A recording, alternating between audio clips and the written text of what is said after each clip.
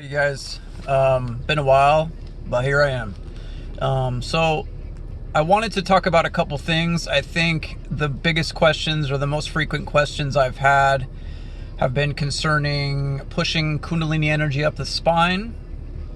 And then I want to also share with you a recent astral projection that I had where I gained some insight into what I think enables us to fly while in our astral bodies. So I'm gonna start out just by venting some shit because that's my favorite thing about these videos. I have basically was laid off the last 3 weeks of work. I was gonna use it as an opportunity to get some shit done.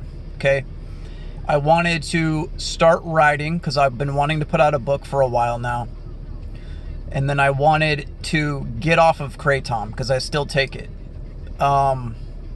You know, and I'm not proud of that, but it has helped me. I feel like its time is over now. I want to get rid of everything. In fact, one day I want to even be able to just get sustenance off of breath and light, you know, but until that day, I have to remain grounded. So, and I'm not going to force anything. The best way I've found to handle the shadow work is to let things unfold organically. I don't force anything. I don't force these videos even. If I stutter or if I can't find a word or if I get stressed out, I don't even finish it. I'll just, when I feel like I'm in the flow, when I feel like I'm grounded, have a good connection to my higher self, that's when I'll do the videos. So here I am. Anyway, so instead of completing those things, I kind of got sensitive to the weather. It got really fucking cold. I basically turned into a hermit, and I didn't get either of those done, really. I mean, I wrote a little bit, and I kind of made a decision that I want to do a blog instead of write a book at first. But one thing that I had noticed was I was extremely angry this last 3 weeks, especially a week ago. For example, I went to go collect unemployment, and I basically didn't use their program correctly, so they had me come in and talk to somebody. I went in to go talk to somebody, and the person basically started triggering me because I still have PTSD concerning being homeless. They started asking me a bunch of questions and were basically doubting when I was homeless, and it triggered me. So I got mad and I reacted. I used the reptilian brain instead of, you know, taking deep breaths and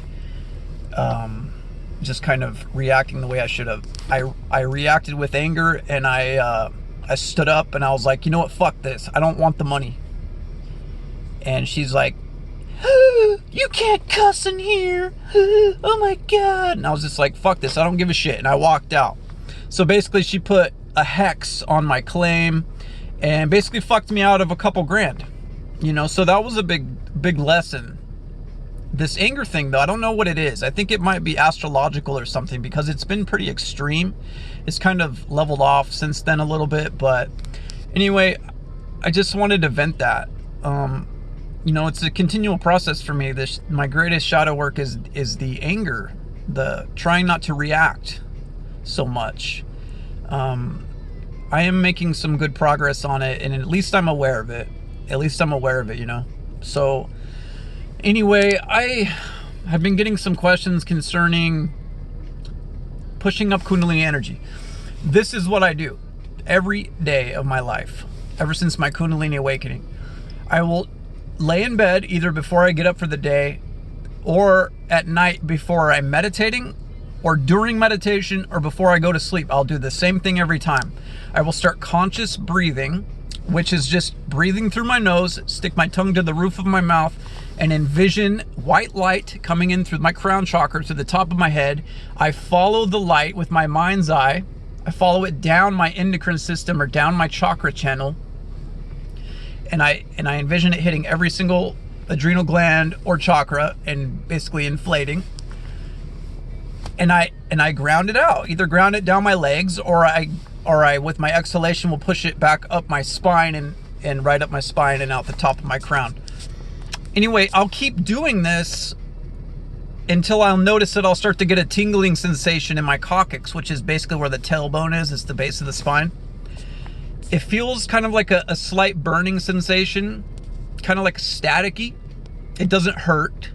That's when I know my electrolytes have been stimulated in my cerebral spinal fluid. This is what kundalini is, basically. It's the, if you want to use the Western, model for that. But that's when I know that the electrolytes are charged and they're ready to be pushed up my cerebral spinal fluid. What I will do then is arch my back, laying flat in bed, and kind of gyrate my spine in a helical patterning, or like a Birkeland current, like a, kind of like a spiral. And I'll just kind of move my spine along with those spirals like a snake, up and down. And as I get to the peak of each hump of that snake, I will do kind of like a pulsation combined with breath and intention of pushing that tingly charge electrolyte feeling. I will push it farther and farther up my spine. And the thing that helps the most, I have found, is to bounce it off of the electromagnetic field of the chakra channel or the endocrine system. So basically, if you envision your spine right here and your chakra channel right here, you kind of want to bounce it back and forth up like this. It's basically pulls it, pushes it, pulls it, pushes it. This is just, it's the electromagnetic fields that come off of the cerebral spinal fluid in the spine and the endocrine system. That's just the way they work. What you want to do is bounce it like that, combined with spiraling gyration sensations with your spine. And then also the most important is to follow or push the charge with your mind's eye. What I mean by that is put your awareness on the tingling sensation and then lead it with your mind's eye. What I mean by that is just follow it up the spine, and it will follow. The charge will move with your awareness of where your awareness is pinpointed. It will follow it. And the reason is because the brain and the heart puts off electromagnetic fields. And they, when you're conscious breathing, you're using those fields to pull in the light and the cosmic energy with those fields. Well, you can also use those fields to push energy out of your field. So that's what I do. That's what I do, and I keep doing it until it goes into my brain. And then it will start tingling down there again. I'll do it again until it goes into my brain. And then I'll just build up the pineal gland. I'll keep building it up. And if I want to have like an out-of-body experience, or activate my third eye, or astral project, something like that, then I will keep building it right there in my pineal gland, the charge.